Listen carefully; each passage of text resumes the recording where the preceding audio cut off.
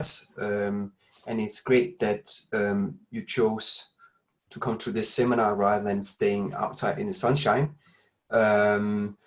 So without further ado, I will pass on the word to Hu-Jin. Okay, thank you all for joining our seminar today. And thank you, Nathan, for agreeing to give an online seminar. And here's a brief biography of Nathan. So yeah, he's got his PhD on the topic of auditory cortical plasticity in relation to tinnitus at the University of Constance. Then he's done his postdoc research at Constance and Lyon. Then he moved to Italy as associate professor at the Center for Mind-Brain Sciences at the University of Trento. And now he's in Austria as a professor for physiological psychology and the head of MEG unit at the Center for Cognitive Neuroscience, University of Salzburg. So his work is mostly about auditory perception and prediction on normal as well as disordered hearing conditions. And today he's going to talk about predictive listening as double-edged sword. Is it good? Excellent, excellent, excellent. Yeah. Yeah. Thank you very much for the kind introduction, and thank you for having me in your seminar series. It's a big pleasure. I also to see so many familiar faces and old friends. I hope you guys are safe and healthy and keeping mental sanity throughout this crazy period. So today I would like to talk to you about an emerging research interest in my group, and that is to basically see whether inter-individual differences in predictive processing, to what extent they actually influence our listening experience. Yeah? And it's quite unfortunate for me not to be in Birmingham personally, because before the Corona situation started, Ole promised me actually to bring me to an authentic Bavarian beer cellar, actually, as a treat following the talk. And yeah, to get some Schweinebraten and beer, things that are obviously difficult to get in Salzburg. And I was very much looking forward to it, obviously also to be able to talk to Ole, for example, I haven't seen in a long time, and to listen to what he has to say about his recent research and his most current ideas. Yeah, so we are sitting in this Bavarian beer cellar, and I'm trying to listen to Ole's ideas, and that by itself may be already quite intellectually challenging. Yeah, so at the same table we have Clayton and Hu-Jin sitting along as well, and they have their parallel conversation, which might be potentially, let's say, distracting already as in terms of the content, but definitely poses a source of noise that is somehow overlapping with whatever Ole is telling. Yeah, and obviously in the proper, authentic Bavarian beer cellar, there's a lot of noise, and people are in a good mood, and singing and clapping their hands and toasting each other and shouting out loud. And this obviously also poses a big source of noise that is also coming on top of whatever I'm trying to listen to, actually. And yeah, in a good Bavarian beer cellar, there's obviously also some good music, and it's loud, and yeah, it's bringing people into a good mood. And yeah, also this is overlapping with whatever I'm trying to attend to. So the main conclusion, obviously, from this side is that even though we do it very often quite effortlessly, or seemingly effortlessly, listening is insanely challenging and difficult. Yeah? And to unpack this a little bit again in a, let's say, in a more cartoonish version, very much, let's say, a biopsychology 101 type of depiction of what listening actually does for you, is that when we navigate in our natural environments, we have different sources that produce sounds that basically impinge on our ear simultaneously. Yeah? And these sounds are translated then within our cochlea into, let's say, a series of spatio-temporal impulses that then are carried along the hearing nerve towards the brain, in which we basically have representations, or try to have representations of the sources that have been generating these sounds. Yeah, so basically what we're faced with is trying to unmix these different sources into their different objects, something that in auditory cognitive science is also known as auditory scene analysis. And obviously this is a very difficult and challenging problem. Yeah, so the problem arises because of the spatial temporal overlap of different sound sources, some of which are behaviorally relevant or irrelevant at the level of the cochlea. And this is nicely exemplified here in this article of Josh McDermott, kind of depicting the cocktail party situation when we're trying to focus on one speaker and adding different speakers to the sound mix. Yeah, and basically you can see that the target's speech stream at some point becomes totally buried into the different competing sources of sound that are basically processed simultaneously. Yeah, and so normally we live in and navigate and behave in very challenging listening situation. Yeah, so the soundproof booth in our psychology departments or neuroscience departments are very untypical listening situations. And so listening situations pose big challenges, and even normal hearing individuals are not equally good actually in behaving and listening in these situations. Yeah. An example that I just bring here from our research is a very typical finding when you basically degrade sound input. So this is not a supernatural listening situation. So we degrade the sound input, speech input artificially by different levels of vocoding.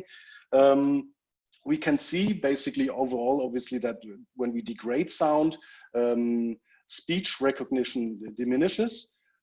But there's, let's say, a regime where we degrade sounds, where performance, let's say on average, may be overall pretty good. We are still overall on average pretty good at achieving this, but there's a huge inter-individual variability between people, yeah, which you can kind of see here. This is, let's say, a regime where we kind of very often have a breaking point in performance, and you can see this huge spread in performance actually.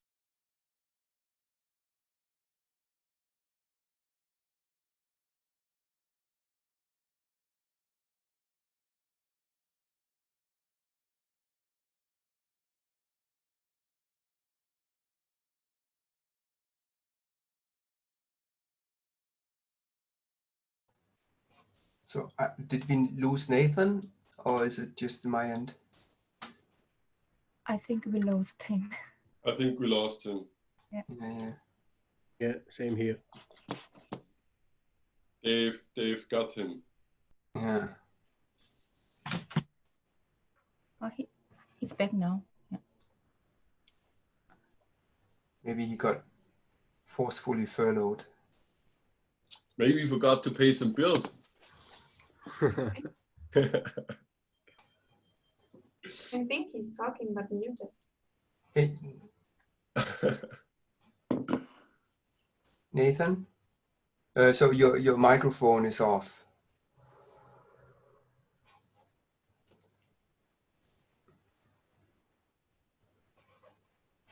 Okay, boom. Now you're back. Can you hear me now? And do you see a screen? Yeah.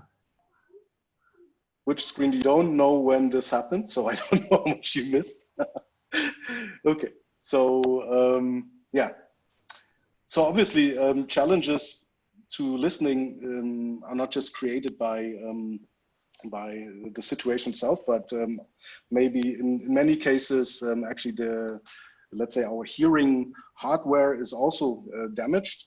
Usually the most common cause is hearing loss at the cochlear level, where basically this transduction from the sound into the series of neural impulses is damaged, and we get the brain basically receives an impoverished input as a consequence.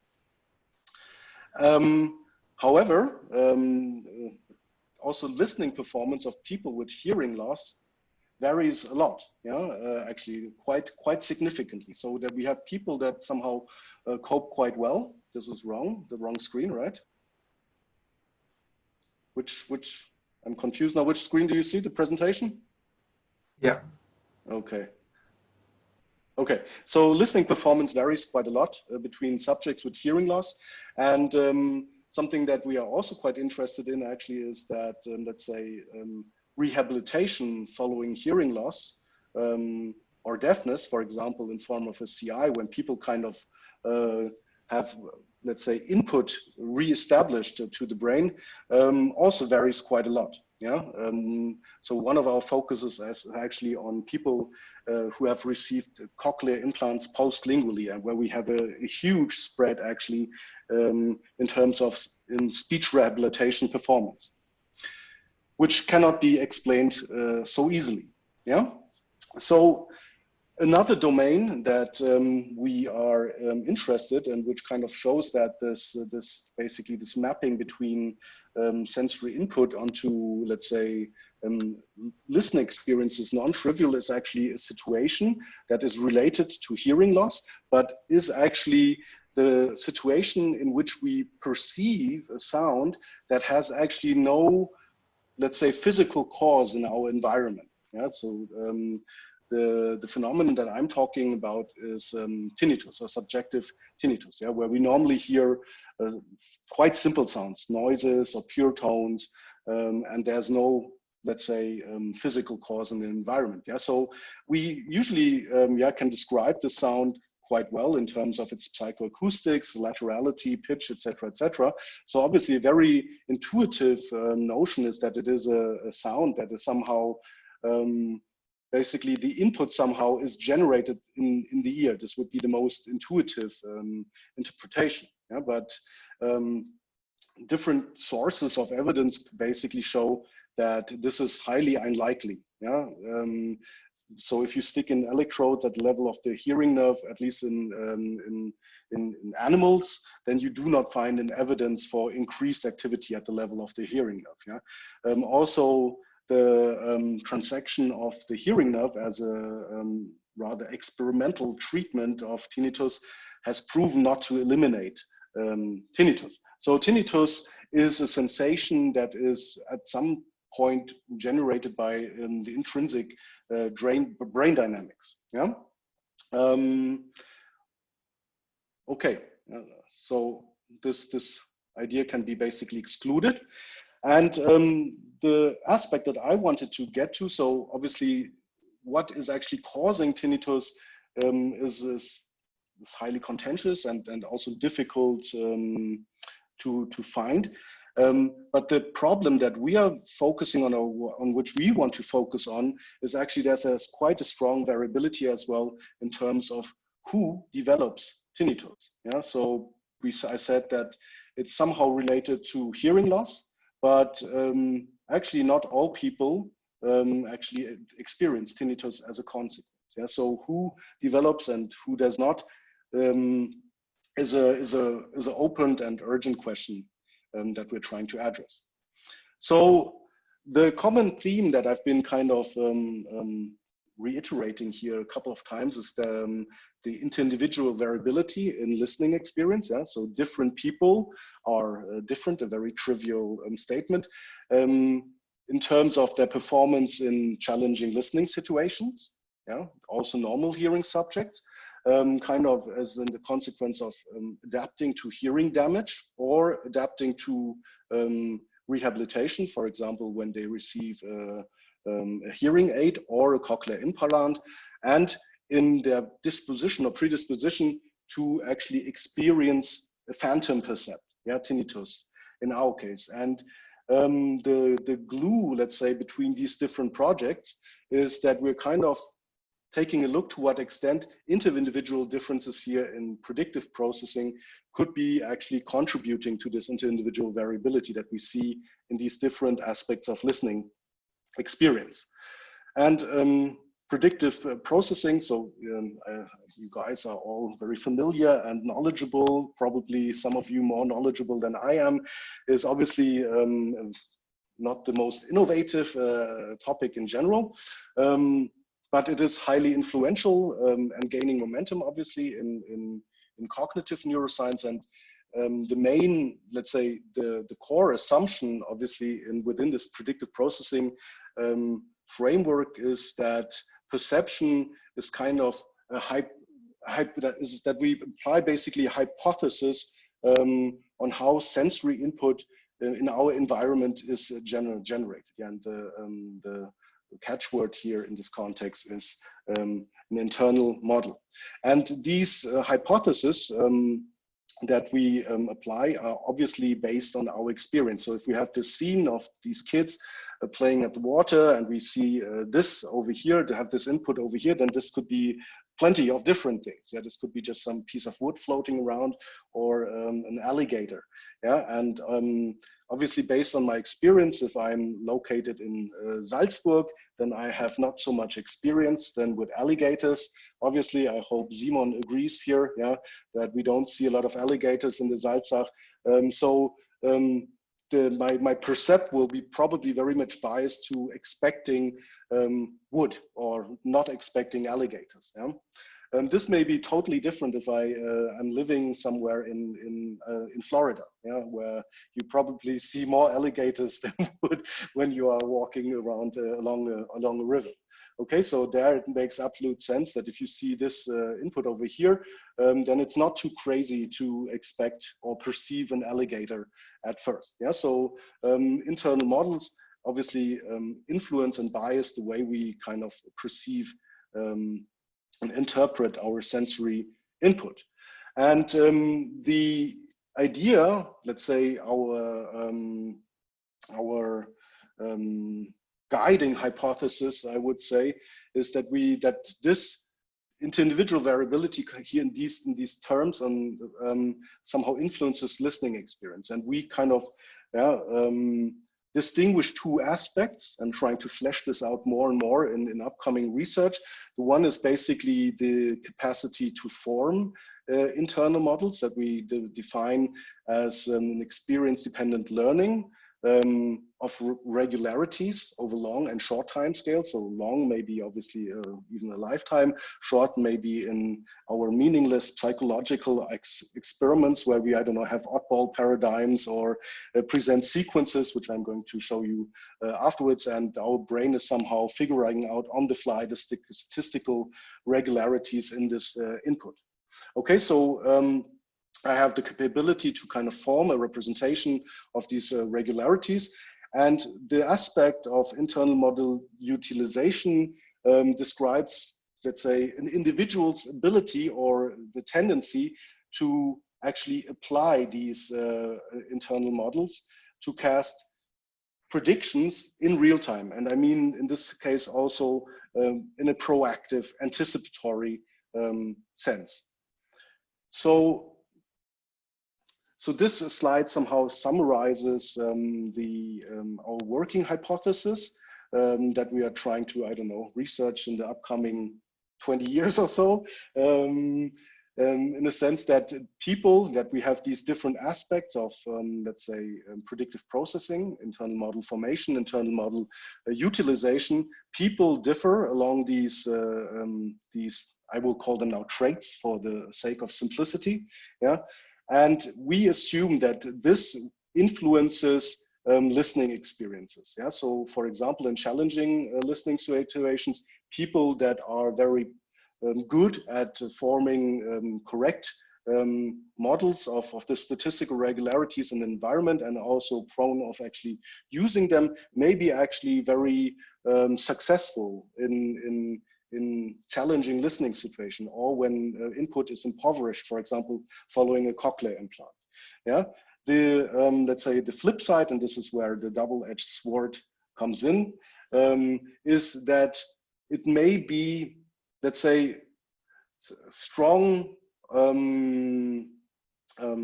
expressions of predictive processing features may make us more prone actually also of developing phantom percepts. In this case, we're particularly interested in tinnitus. Yeah, so this is basically the double-edged swordedness of predictive processing that we're kind of postulating.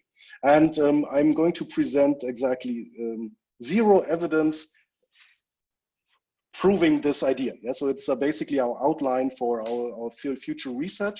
What I wanted to do, well, not zero evidence, yeah, but what I wanted to do is now to show you a little bit our methodological approach, in which we're trying to capture at least some of these concepts using MEG, and then actually applying it, an application of this approach actually to study tinnitus. Yeah. So when we're talking about predictions and predictive processing, then we usually have we're predicting something. Yeah, we're temporal aspects, for example, temporal regularities, but not just that, also feature-specific information. Yeah, we usually have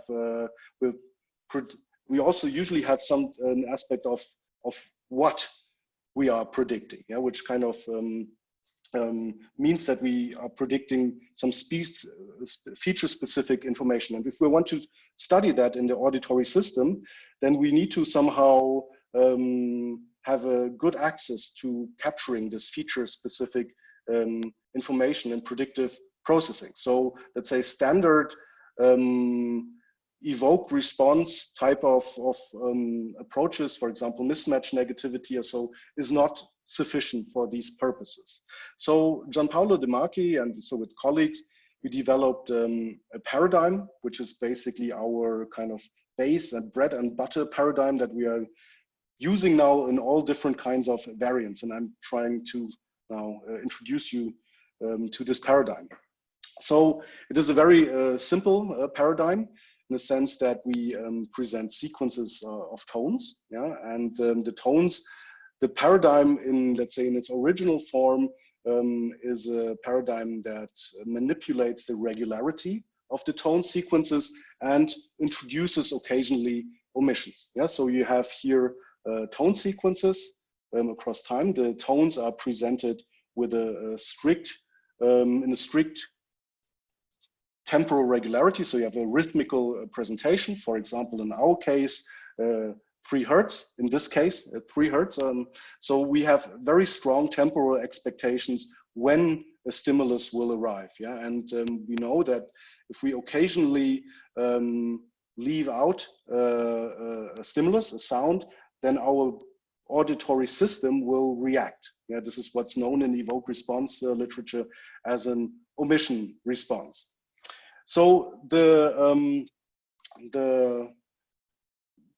aspect into this paradigm is that the sequences differ in terms of their regularity. So basically they're created using these different transition matrices that either create random sequences, yeah, where basically the probability to hear a sound or to carry a frequency based on the current carrier frequency is at chance level, up to pretty regular, not perfectly regular, but pretty regular sequences where basically the upcoming sound can be predicted highly above chance.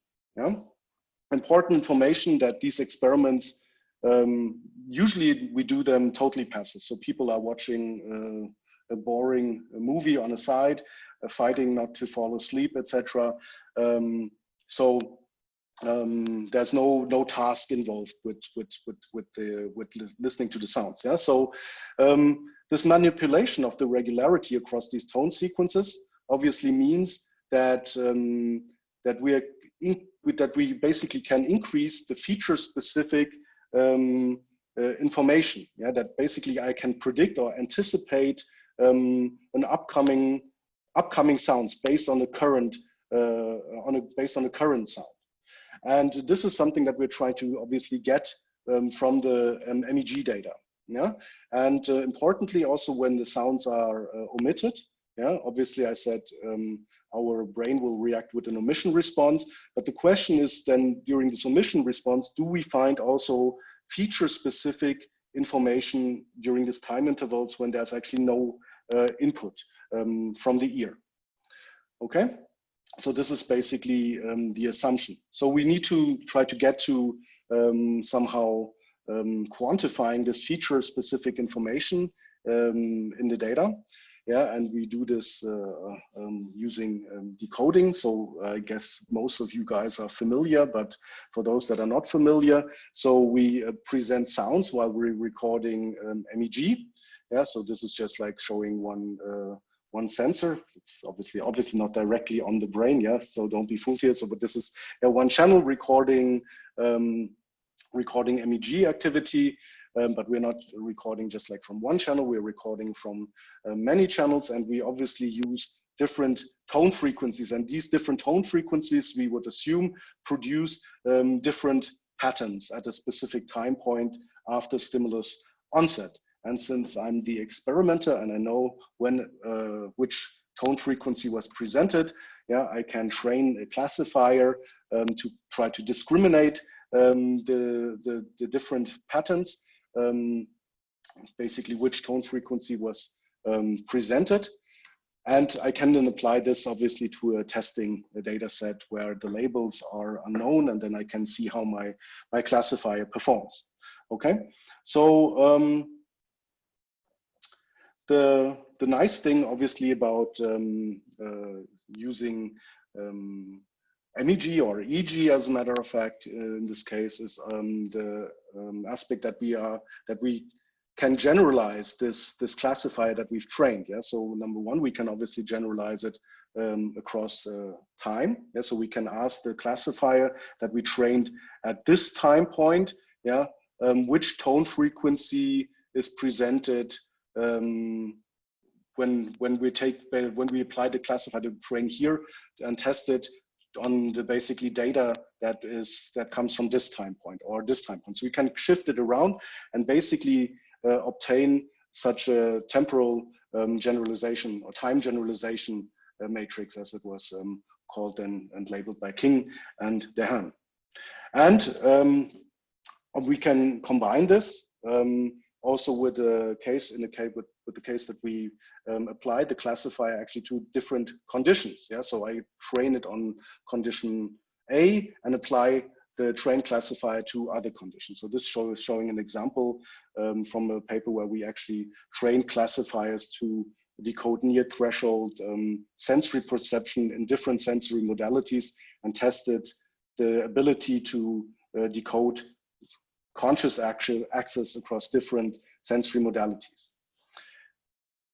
So in our case, what we do is that we use the random sequence to train the classifier. So basically when people cannot anticipate above chance which sound will be presented next. Okay, so we have the 4 different sound frequencies or carrier frequencies, and we're basically asking the classifier which sound or carrier frequency was presented at time point 0. So chance level would be 25%. And this is important that we show that the classifier works on this random condition to discriminate the different sound frequencies, because we are applying this classifier then also to all other conditions. Okay, and if we take a look at the decoding performance, so we can then basically see that before, as expected, there's chance level decoding before a sound is presented in a random sequence, and it quickly increases, yeah, peaks around 100 milliseconds, and then drops off quite rapidly, but still lingers on actually for quite a long time. Yeah, so even 400 milliseconds later or so, there's still some information, yeah, carrier frequency specific information of the sound frequency that was presented at 5.0. The neat thing is actually here, and this is why we love this paradigm so much, applying it to all different kinds of research questions, is that you see this pattern more or less actually in all participants. Yeah, it's a very robust finding. Okay, yeah, and I will just skip this. And so this is basically the basis for the rest, yeah, that we can show that in a random condition, we can actually decode carrier frequency specific information above chance. And we apply this, this trained classifier then and generalize it across time and across different conditions. Yeah. So we basically get a time generalization matrix then for every regularity level. And we then can actually see to what extent decoding accuracy is somehow modulated across conditions. So warm reddish colors mean then that we have a higher decoding accuracy for tone frequency or carrier frequency, the more regular the sequence gets. Yeah, and when we take a look, so here this is the condition where we have a sound. There's a sound that is expected and presented. We then can see basically that already a few hundred milliseconds before the onset of the sound, we already have carrier frequency specific information about the sound that is actually going to be presented here. Yeah, so we see that the more ordered the sequence is, the more we are already, let's say, pre-activating carrier frequency specific templates, neural templates, if you want. Yeah. Interestingly, immediately after the sound onset, there's not a big modulation across different regularity levels. Interestingly, when you take a look at omission, so basically sound is expected but is not presented, yeah, and our brain reacts with an omission response, we can see that throughout this omission period, actually there's quite a lot of carrier frequency specific information, the more regular the sound sequence becomes. Okay, so this gives us actually a nice approach to see actually how in a passive condition, participants are actually kind of casting feature-specific predictions actually in real time, and we intend to exploit this more, obviously, in future. I'm going to show an example how we applied this to tinnitus. So the aspect of internal model formation is a little bit more difficult to get at. At the moment, we are kind of operationalizing it a little bit via the decoding of the different regularity levels based on, yeah, we have the sounds that are presented, and we try to then basically decode from which contextual, which sound context it was basically presented in, a more regular or more random condition. We can see here that with the different sounds, when a sound is presented, we have this, overall we have above chance like throughout, no matter where we look, but we can see that there's obviously a modulation as well with the sound. And this brings me a little bit to a curious observation. I'm just going to put it out there and not trying to interpret it too much.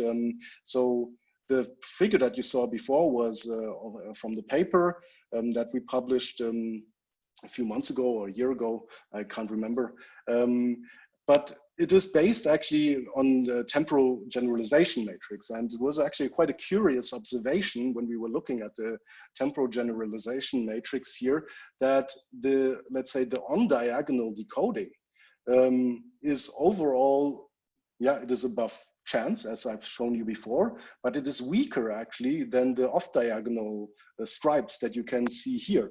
And it's, so we were actually quite puzzled. So Quirin Gemacher, the PhD student that you see here, opened up these windows and kind of then performed probably the world's largest temporal generalization matrix that is around currently. Yeah, so you can see here basically 10 seconds time 10 seconds temporal generalization matrix.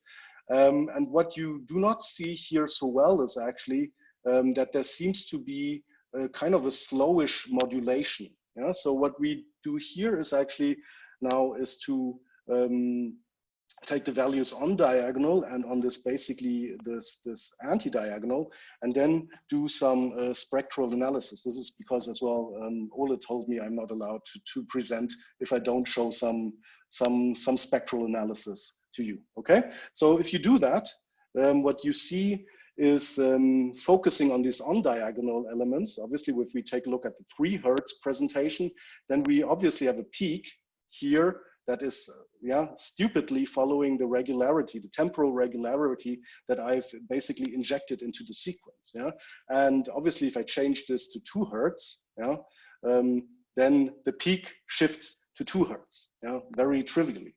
What you don't see here so well, because it's small relative to these huge peaks, is this small bump here, yeah, at approximately half a Hertz, which is interestingly, which you do not see on diagonal, and which interestingly is not very impressed of the stimulation rate. So very stable, no matter at which rate I do present it. So I'm just putting it out there because obviously if some of you guys have a good idea, then I would be happy to discuss this a little bit. We're trying to wrap our hands about this, what this could mean. So our current, let's say, guess, post-hoc-ish guess is that these anti-diagonal peaks could somehow relate to individualized temporal windows in which basically contextual information and perhaps then, let's say, internal models are somehow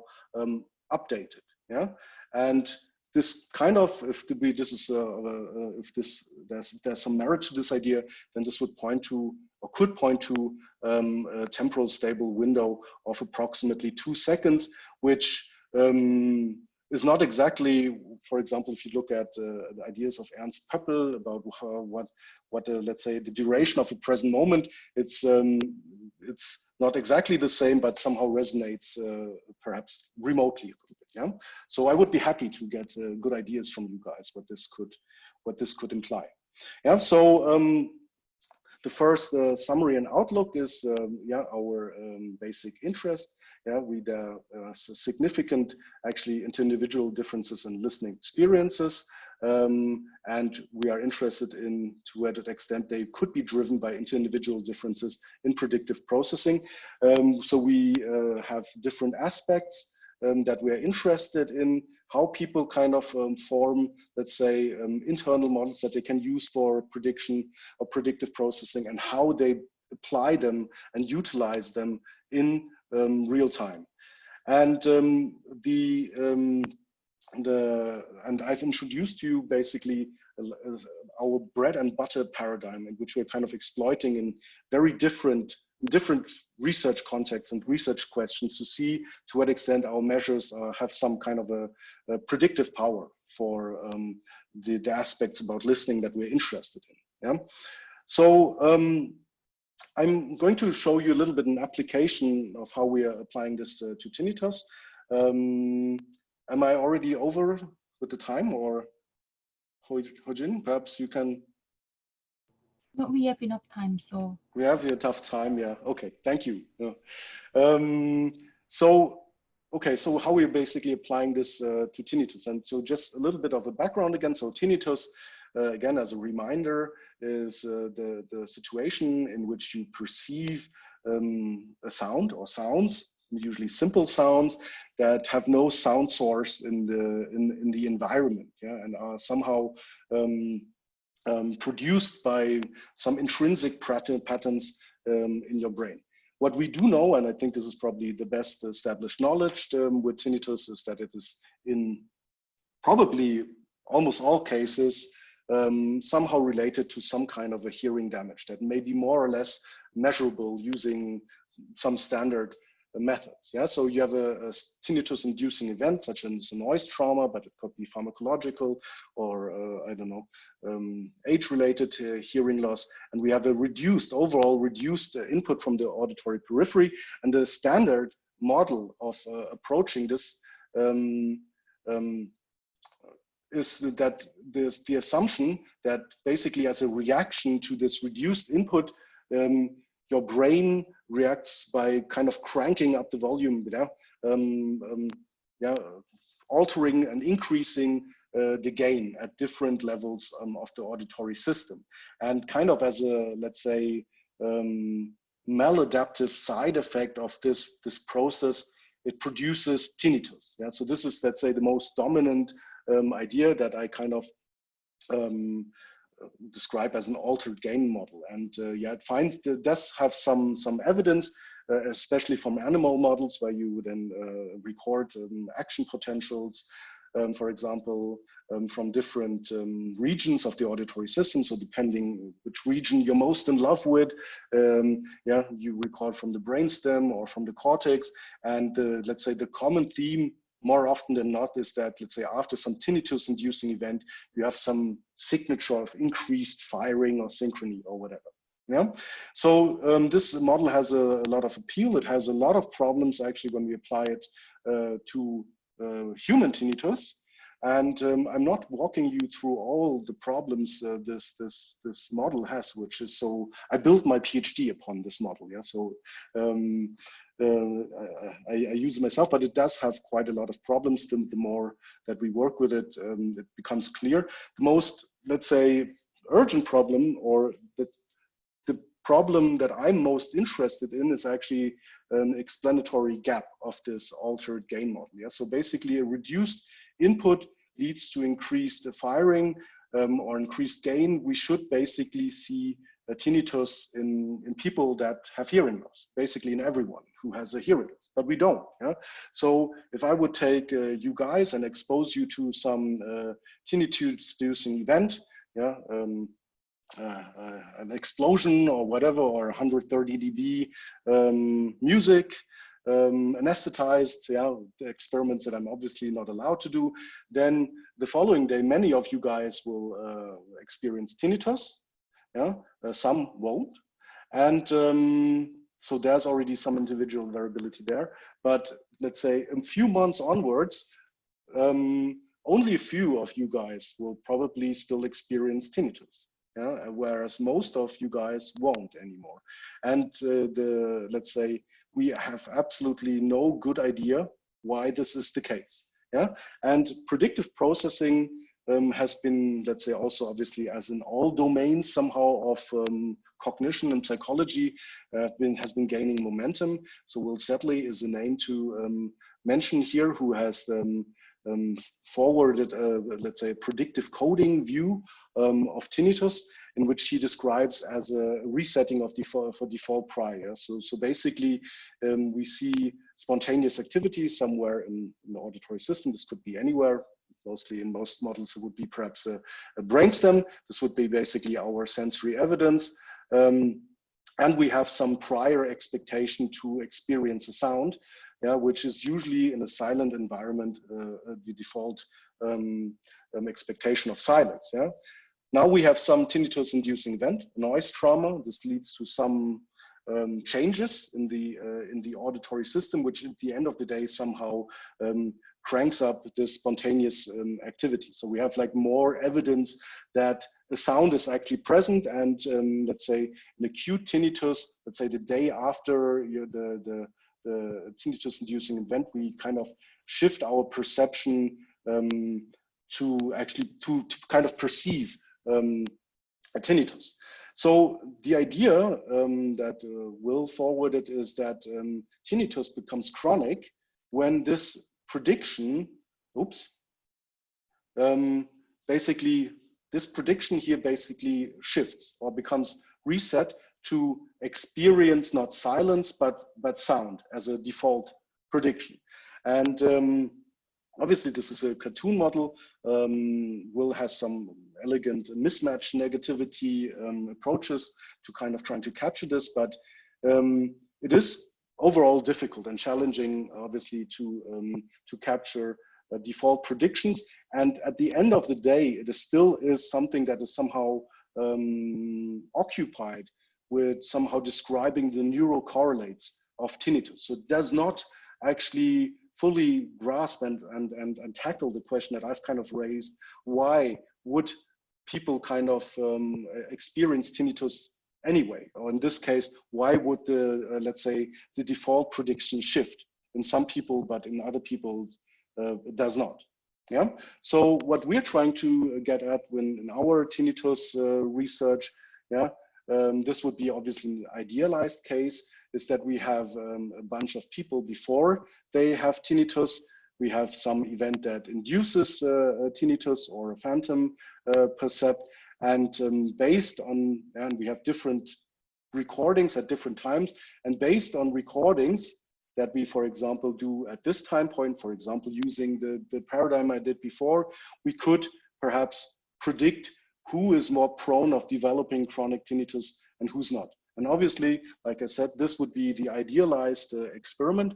It's difficult to do and challenging to do. So we try to kind of cooperate with ENT doctors and trying to get at people that have very extremely recent tinnitus, but it has been very challenging. So this is obviously not the most urgent.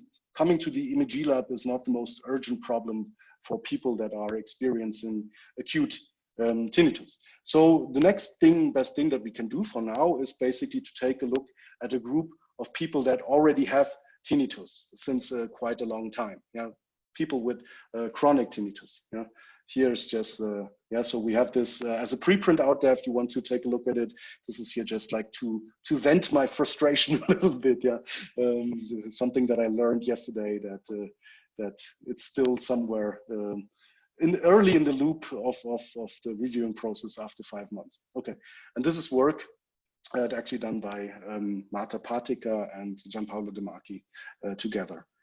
So yeah, as I said, we have people that already have tinnitus, a bunch of people, and people that do not have tinnitus.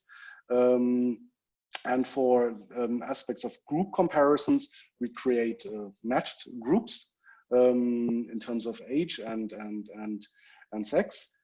And when we try to relate, let's say, our measures to different aspects that could be related to tinnitus, age, hearing loss, let's say distress, etc., we can use here the entire sample. So we used exactly the same paradigm as I showed you before, precisely the same paradigm.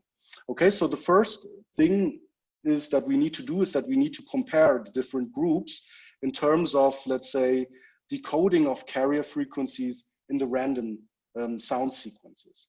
Yeah? And see whether there are any systematic differences actually there.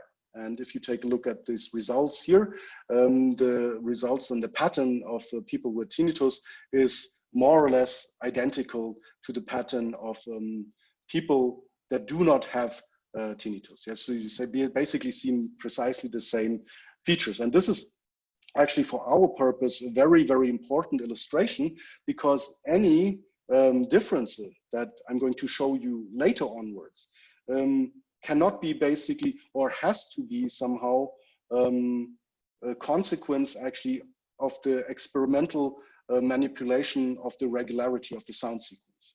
Okay, it's not people with tinnitus have a hearing loss. That's the reason why they, I don't know, the decoding is worse or better because there's an expansion of the tonotopic map or whatever. And when the sequence is random, it's the same. Okay, so we have the same approach as to before. Only we have two different groups.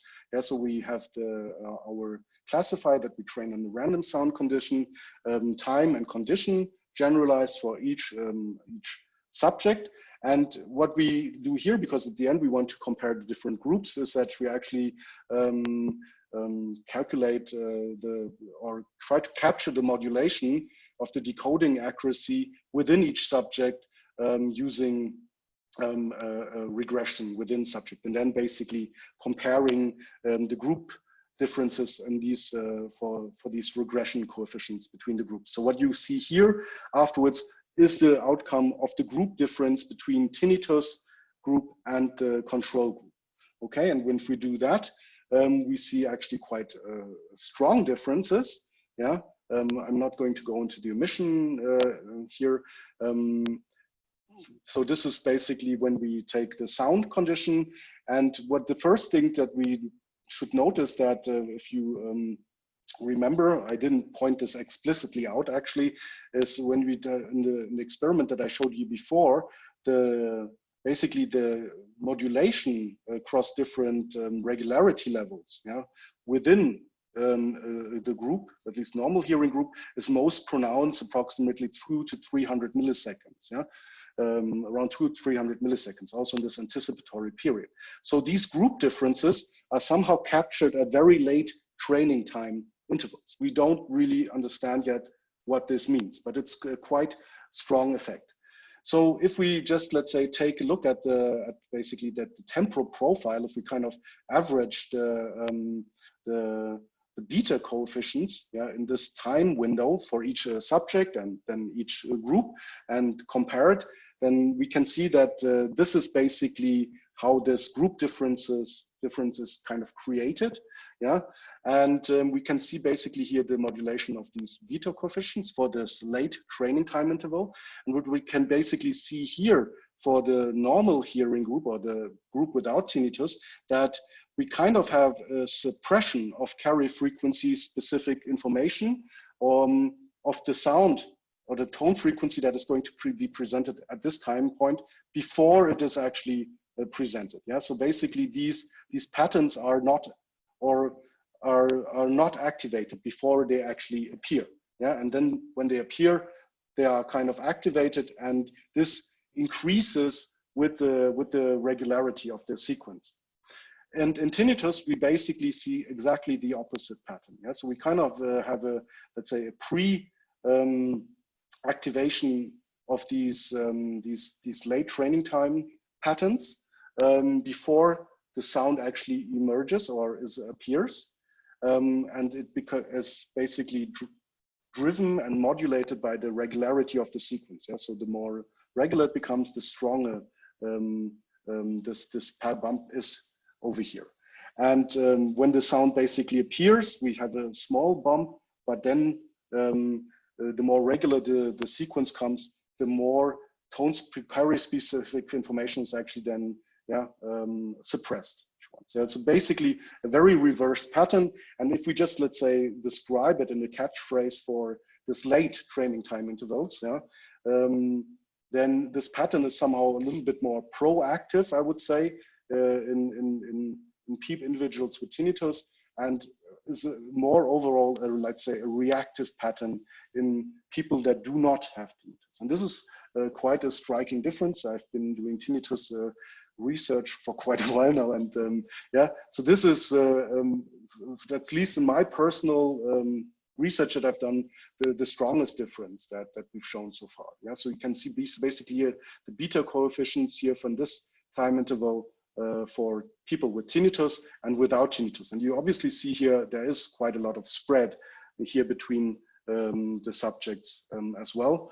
And obviously, let's say in a perspective research, would be quite interesting to know, for example, what this guy over here, is this a person that is prone to experience, for example, illusions or to develop tinnitus? So these are questions that we're trying to tackle then in future.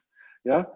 Interestingly, these patterns or these beta coefficients are not correlated with anything, let's say, that could be otherwise somehow related to tinnitus. Most importantly, actually here, the level of hearing loss, which overall is more pronounced in individuals with tinnitus than in, let's say, normal hearing groups. So this kind of supports a little bit that it does not really show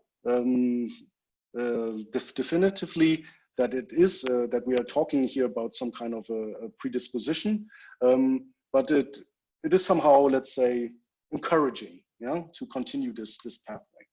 Yeah, so the summary here again, I've walked you through a little bit the background interest, introduced you a little bit to the framework along with which we are working, introduced you to this paradigm that we are now inserting, let's say, in shortened versions into different experiments where people are, I don't know, trying to do speech understanding or are exposed to, for example, different kinds of auditory illusions, or also in the context of tinnitus, and see whether we can actually use this to have some predictive power actually on the listening experience that we're interested in. And we show actually, let's say, applied to chronic tinnitus, quite drastic differences between people with and without tinnitus, at least in the way that these predictions seem to be applied in real time. Yeah. But we actually don't know yet whether this is really evidence. So it is not an evidence, conclusive evidence for predisposition. Yeah. So, but this is work that we are trying to do and hopefully get at in future. And yeah, so sorry for taking so long. At the end, I wanted to thank the team of people that I'm working with. So I've showed in particularly work of Gianpaolo De Marchi, Marta Patika, and Quirin Gemacher, but the rest of them are wonderful as well. I'm saying this not only because some of them are listening right now, and I would like to thank the sponsors of our research as well. So yeah, thank you. Okay, thank you. Thank you very much for your talk. So is there any questions or comments? Maybe can start. Yeah, sure. I was thinking that I actually have tinnitus, so this is a very individual question. So, many times it's accompanied by vertigo, and I know this is not just me. In many other people that have tinnitus also experience vertigo. And I was wondering if you predict that your hypothesis that it's kind of a defective predictive mechanism could also explain vertigo in the sense that it's a defective predictive mechanism, but for the signals that derive to the vestibular system. Mm-hmm. So, yeah, so the tinnitus and let's say the vestibular disturbances, so they often co-occur, let's say, in the disorders like morbus Meniere, right? So this is what you're talking about, and very frequently in morbus Meniere, you obviously have also hearing loss, usually a low frequency hearing loss. Yeah, so from the tinnitus side, this is somehow related. I never thought about, let's say, the vertigo aspect of it, to be honest. Yeah, but at least the tinnitus part is probably related to, at least at the outset, to a genuine also hearing loss. But yeah, sorry for this unsatisfactory answer. No, it's okay. I was just wondering if you could extend your approach to other sensory modalities that could kind of be impacted by the same kind of mechanism. I would think so. Yeah. So I think the most natural candidate probably also historically is phantom limb sensation. Yeah. Where one could probably assume quite similar process. So there's also the aspect, also the affective aspect, yeah, which sometimes phantom limb experiences sometimes go along also with very painful, aversive experiences.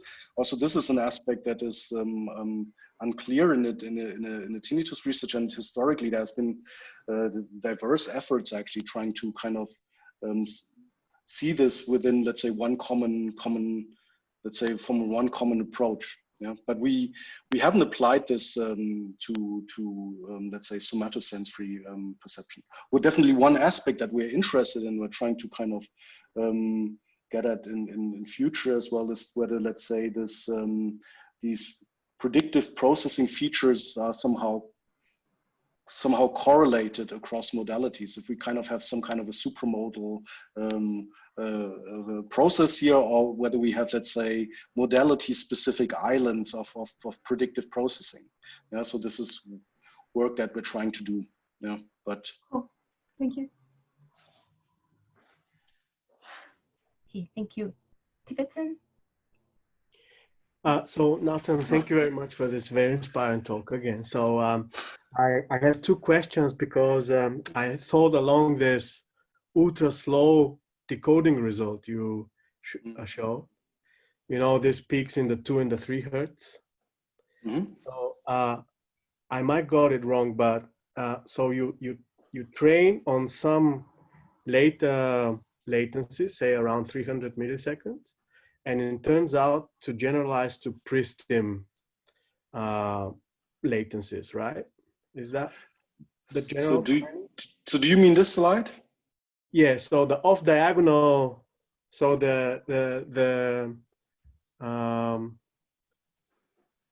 so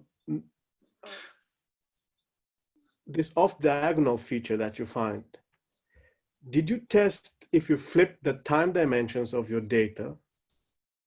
You know, if you reverse the time, whether this off-diagonal element will flip as well.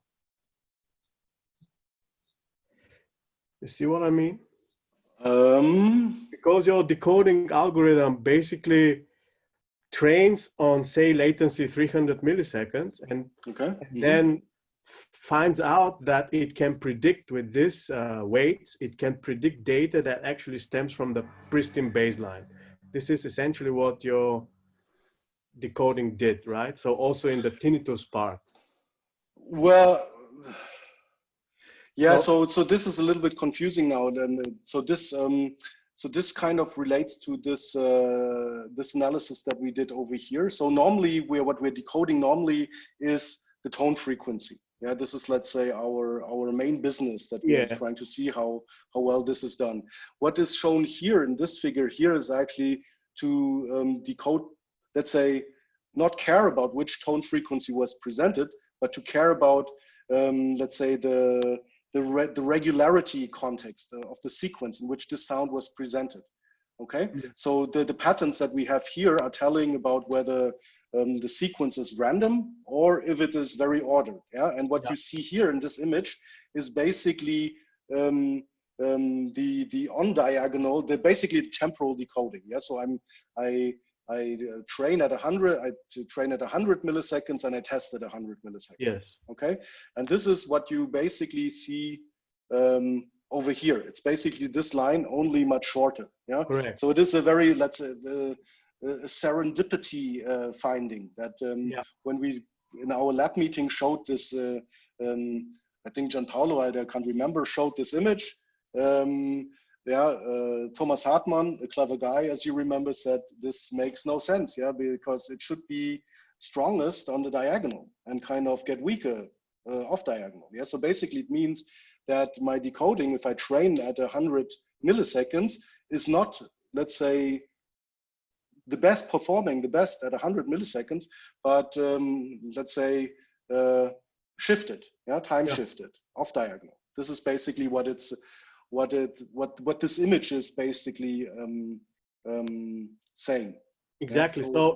So that's my point. So if it's really time shifted, which would be a really interesting finding, you should check whether it is really time shifted or some peculiarities of your data. So some slow rhythm imposed by the max filter or whatever is accounting for that. So if you flip your data backwards, basically in MATLAB, flip left, right, and you compute it again. We need to speak MATLAB with each other, right? And you compute it again. If it comes out the same way, then you should be worried that is something in your data. That's a clever idea. So I know that this is something that we were kind of, so obviously the first thing was that we kind of, or Quirin redid an experiment because we've been always using 3 Hertz, because well, it worked nicely in one experiment, then we are, let's say, old and conservative and we never change a thing again, etc. And obviously this was one of the things. Could this be some, I don't know, weird subharmonic or whatever of our 3 Hertz? So obviously the first check that Quirin did then was basically to everything with 2 Hertz, and see that this bump is quite quite stable. I remember we had Freek van Ede as a guest, and he obviously, because he's obviously skeptical about everything, was also very skeptical of this and gave us some suggestions. I can't remember exactly. He was somehow at the end less pessimistic. I know that Quirin did some control analysis, kind of addressing this a little bit, that we are overall more convinced that it is a genuine peak, actually. But flipping the time dimension may be, let's say, a clever additional control analysis. If it flips the diagonal, then it's something real. It can't be some mess. Do I have a time for one more question on the team? You can give an interpretation. The most clever interpretation is rewarded with the co-authorship here. So can you go to the slide of the decoding of the tinnitus data? So where, before you get to the beta weights time course. Yeah, so it's Here, basically this one. Mm-hmm. So this is a question. Did I understood it right that you can train on 500 milliseconds, and that classifier finds patterns in your data in the pre-stimulus, so -600, where it can tell with the overall accuracy, good enough accuracy, it can tell the conditions or whatever the class is. Is that what you demonstrate here? So you mean over here? Yeah. Yeah. So you're training. So yeah. So obviously we are always asking which tone frequency is presented at time point 0. This is basically the question that we're asking. And the more regular a sequence becomes, yeah, the more, let's say, carrier frequency specific patterns can appear already before a stimulus is presented. Okay. Okay. What we see here, and this is, let's say, something that we're trying to make sense of still, not with big success at the moment, is that it is the effect, the group effect, the contrasting the tinnitus versus controls is something that is captured pretty late along this training time. So this means already that here, if we take a look at this, at 333 milliseconds, there's already a new sound that is presented. Yeah, so this means that the pattern that we capture over here is informative about the carrier frequency that was presented at time point 0, at however quite late. Yeah. But this is very spooky, right? Well, is tell me why.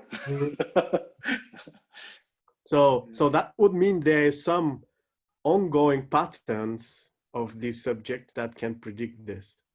They just, well, I mean, this is obviously, and let's forget the late training. Let's forget about this late thing over here. Yeah. So this is kind of a little bit what we. Let me check this out. That we kind of see over here, right?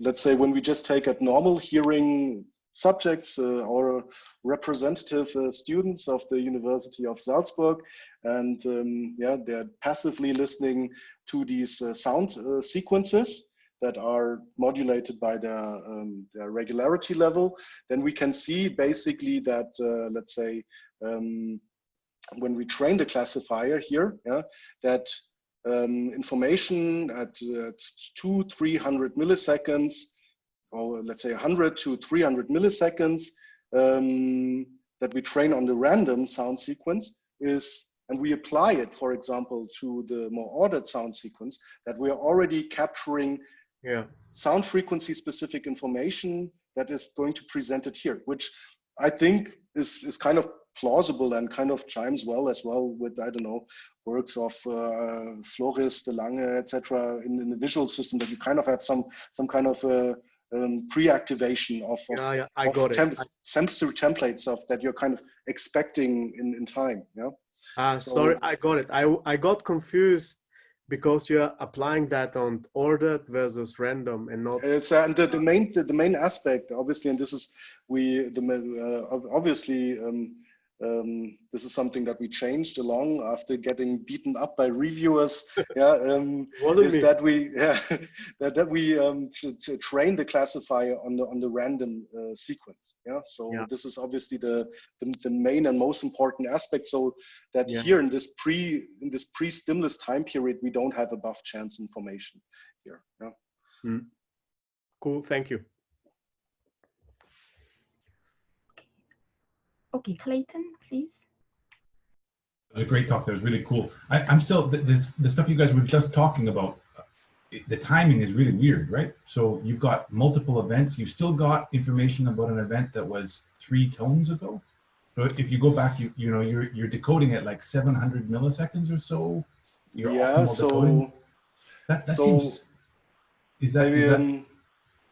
Yeah. So which is this something that you can ask on this slide, or do you want to? No, it was the slide that you were just looking at before this. It was the with the tinnitus guys. The tinnitus guys, yeah. This one, yeah, exactly, right? So, okay, not quite as late as I had thought, but 600 milliseconds or so, right? You're starting to see the peak of your decoding ability, and you've got 3 hertz tones here, right? Yeah, so it's, okay, this is, so we get, so tones are presented at us at 3 hertz, so every dashed line, and every line is actually the presentation of a tone. Yeah. It is not that we have a peak of the decoding accuracy at 600 milliseconds. So if we just take a look at the random sequence, and you can see the peak also in people with tinnitus is at 100 milliseconds. But also, let's say 400 or 500 milliseconds afterwards, there is some carrier frequency specific information about the tone that was presented here. Yeah, obviously not as massive as immediately following the sound, but let's say it's still wiggling a little bit above the chance level. And the more regular the sequence becomes, yeah, the more this thingy here, so these patterns that we kind of capture, let's say between 400 to 600 milliseconds, yeah, is somehow informative or modulated by the regularity of the sequence, yeah, and already in this case then before the relevant sound is actually presented. I'm still very confused. I mean, I think I kind of get what's going on. I just don't know why it would have happened that way.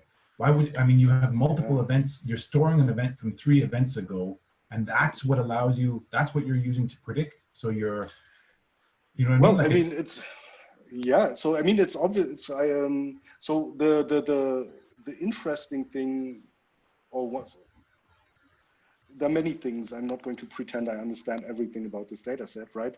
But I think one of the interesting aspects actually, as well, when just looking at the decoding of, let's say, random sounds, yeah, that are passively perceived, passively processed, so without any task engagement, is that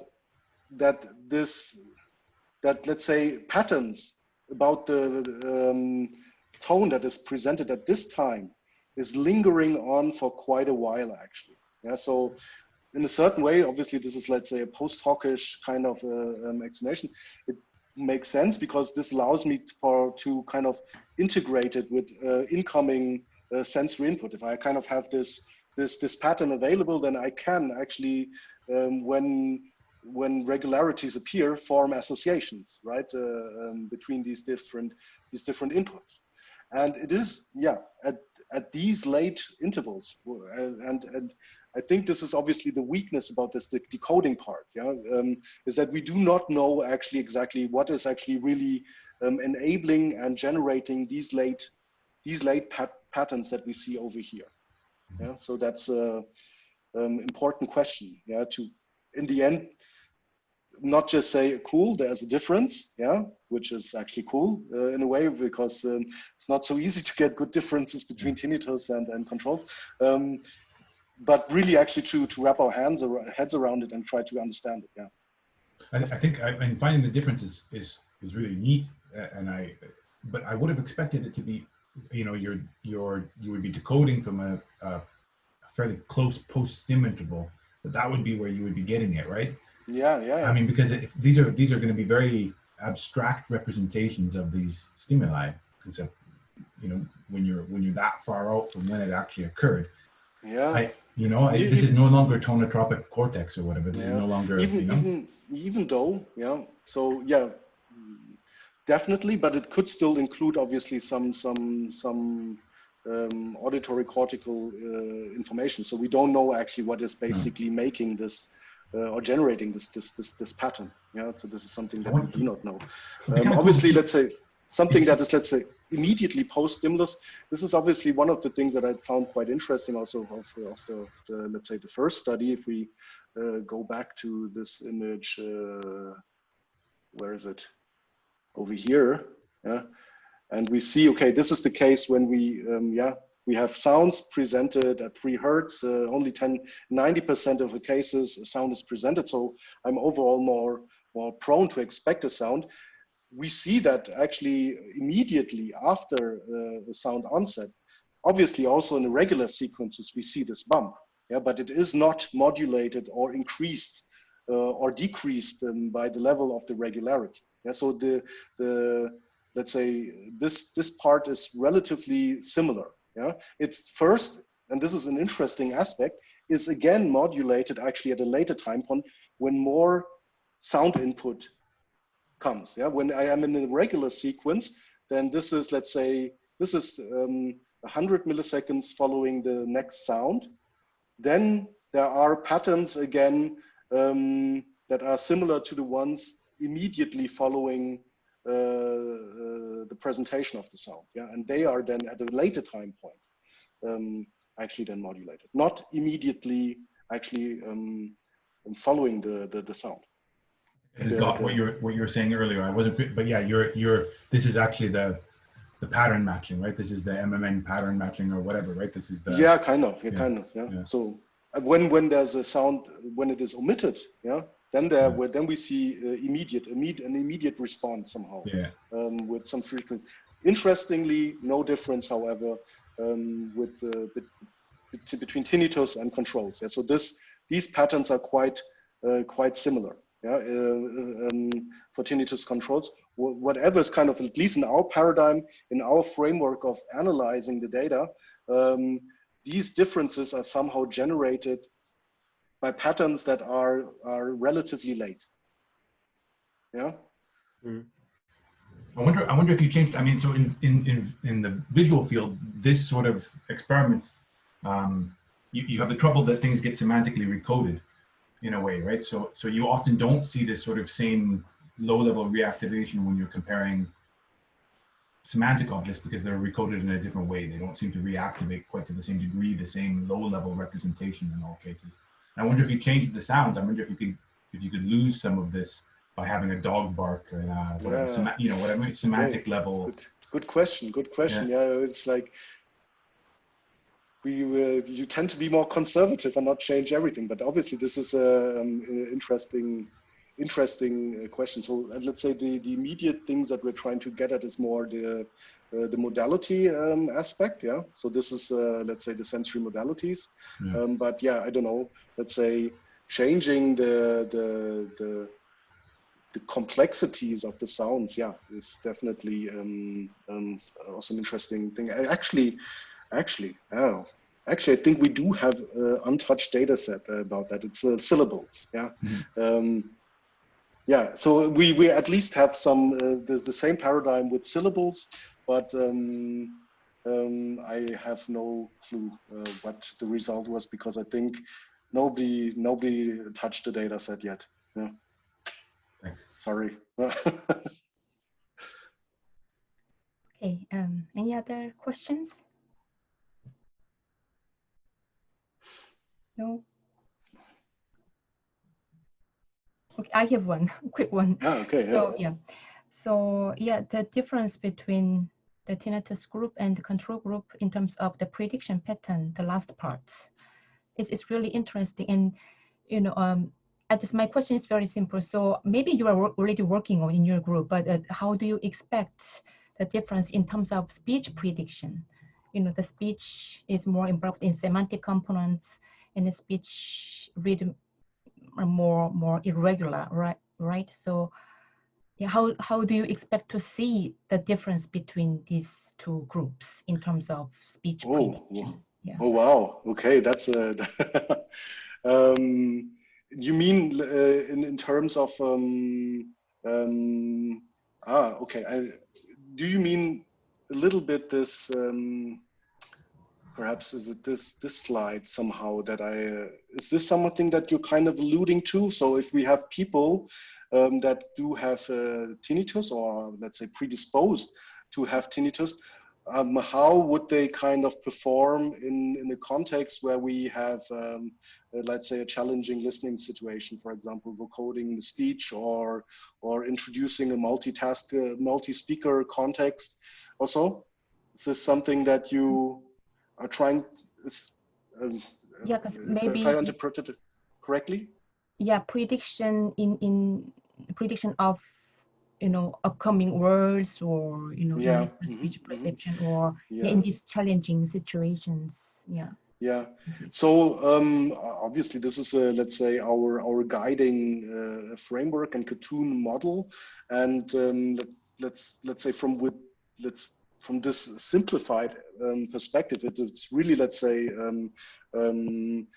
say predictive processing on a relatively high level influences different aspects of listening experience, then we would hypothesize that there's a relationship that people that have tinnitus or are more prone of developing tinnitus, one would probably need to kind of control for hearing loss, perform better in let's say, for example, in challenging listening situations where we, for example, have background noises or a multi-speaker condition, etc. Yeah, people. And this could be obviously then linked to the capability of predicting, obviously, upcoming words or syllables, or when the input arrives, etc. Yeah, so this could be neatly then combined with some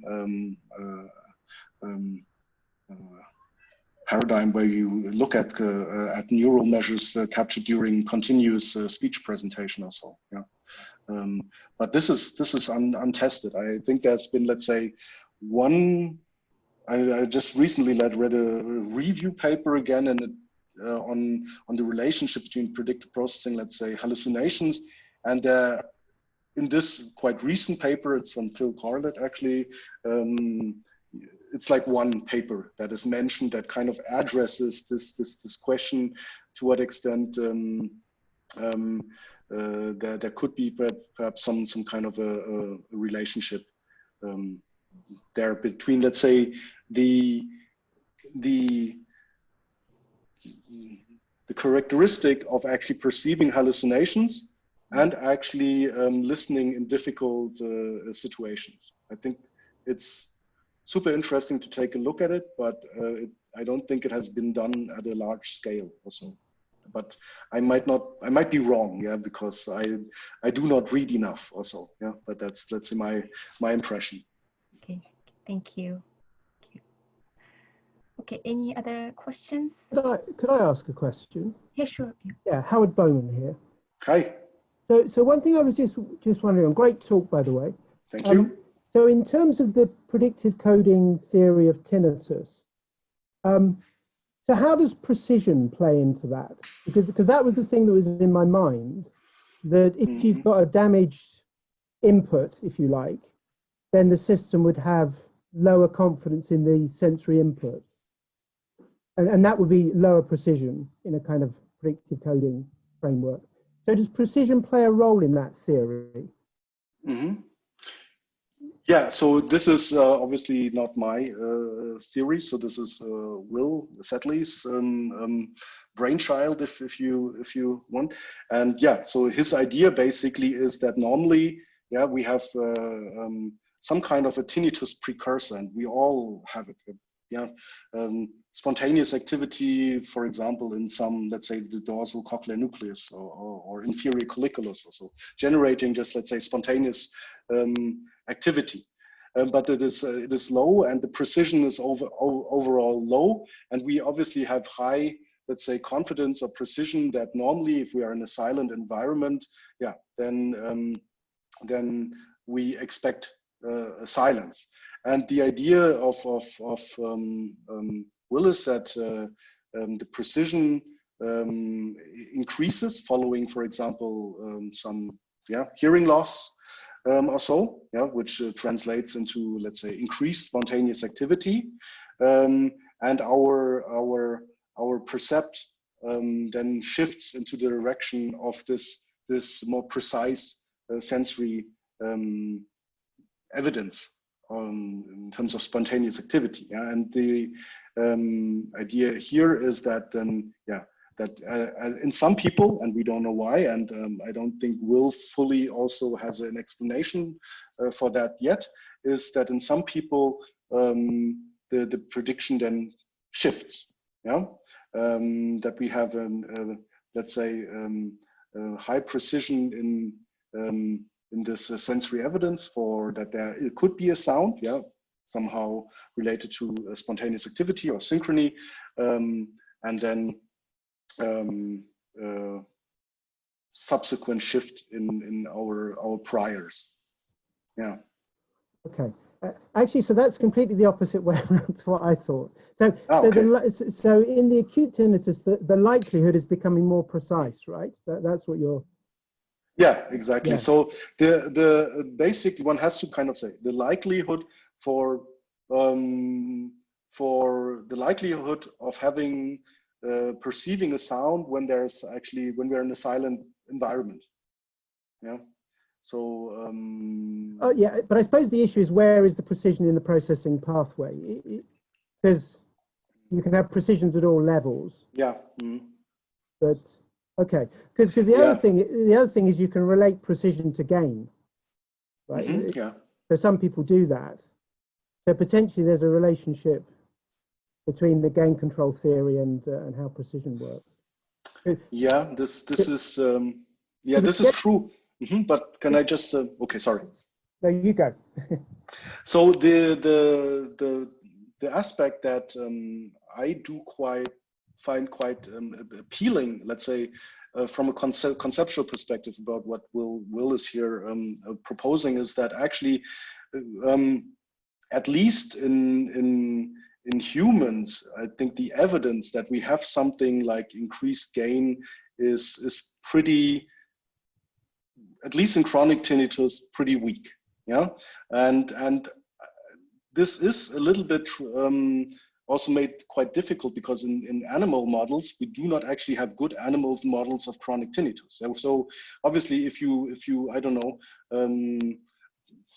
expose the animal to 130 dB for 2 hours and you record immediately afterwards, which most people do, you have increased firing everywhere somehow.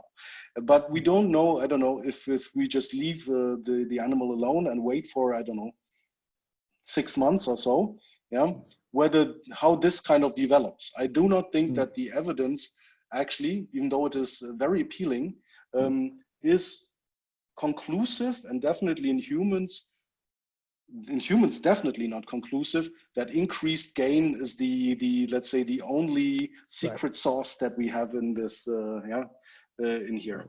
But this may be obviously as well linked to our let's say our limited capacities with our non-invasive methods, obviously, to kind of tap into these processes. Yeah. Right, absolutely. So but you know, I think the intuition would be as the precision goes up, that would be like the gain going up.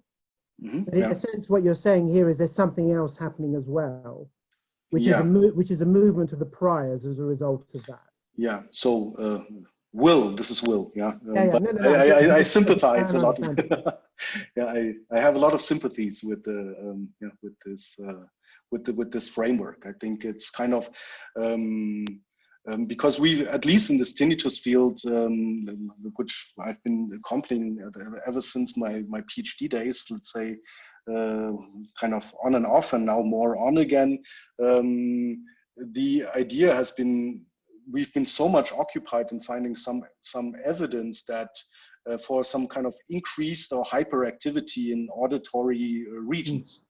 Yeah, and this is, at least in humans. Yeah, and I'm self-critically also, let's say, thinking about the stuff that we did in the past, but I'm thinking about the entire field.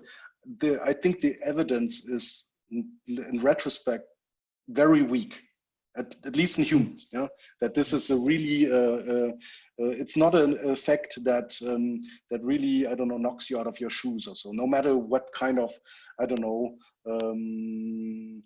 how you kind of try to quantify this, which is obviously more difficult. Yeah, I mean, the animal guys just say, okay, spikes, that's what I'm looking at. This is obviously not so easy in our case. Yeah, but no matter how you kind of try to do it, it's weak, it's sometimes there or not. It's definitely not something, I don't know, suitable for a diagnostic or so. Yeah. Yeah, so gain could be or is likely at least something, let's say an ingredient probably in a quite early phase. I think this is something that Will also would agree with. I'm just trying to speak for him now. Not sure if he agrees, but this is my interpretation. Yeah, at least let's say in an early period, this could be the case. But then, yeah, and this is an interesting point because let's say if you go to a nightclub, which is never again after Corona, obviously, but in the past when we went to nightclubs, yeah, we might come out with some tinnitus, yeah, and in most cases, it would vanish. So we would have tinnitus for a while, but then it goes away in most people, and in some people, it remains. Yeah, so the immediate part is could be related to some very similar process in different people, that there's some hyperactivity somewhere along the auditory system, very unspecified here. But the longer it takes and the more chronic it becomes, and in a sense also therapy resistant, the less likely I would think now gain is the only factor to look at. And yeah, this is why I would like to shift a little bit the attention from, let's say, the preoccupation with the neurocorrelates more to different potentially predisposing factors. Thank you. Fantastic. Thank you. Thank you. Okay, thank you. Any more questions? No more? Okay, then let's wrap up. And thank you very much for your inspiring talk, Nathan. Thank you. Yeah, thank you for all for joining our seminar here, for interesting discussions. And thank you for organizing. Thank you, Caroline, for organizing this seminar. Yeah. No problem. Yeah. Thank you very much. Yeah. Okay. Yeah, thank you. And for people in the UK, so hope you will enjoy the rest of the day, the beautiful day outside, because from tomorrow it's going to be all rainy. Okay. Okay. Thank you. Bye-bye. Thank you very much. Bye-bye. Bye. Ciao. Bye-bye. Oops.